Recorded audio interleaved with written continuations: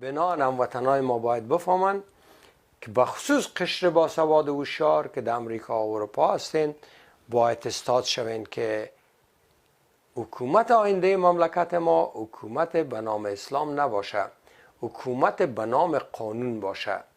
حکومت مردم افغانستان به اساس قوانینی که در امو جامعه دیزاین شده باشه ولی تحت سلطه قوانین حاکم در دنیا باشه.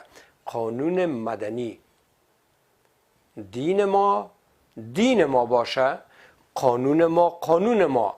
من اینمی قرآن کلمه به کلمه میفهمم، ایجا قانون نیست. اینمی جا او غولا یک دو سه جایی که اگر که دز گیر کدی دز شده یا در زنا گیر کدی 100 تا زیانه ده، حال خوب زمان نیست.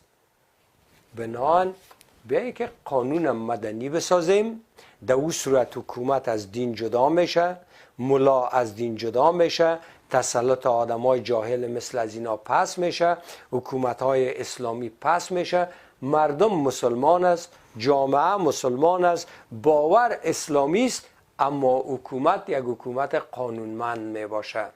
باید که ما برای مبارزه کنیم که دین از دولت و از حکومت جدا باید باشه.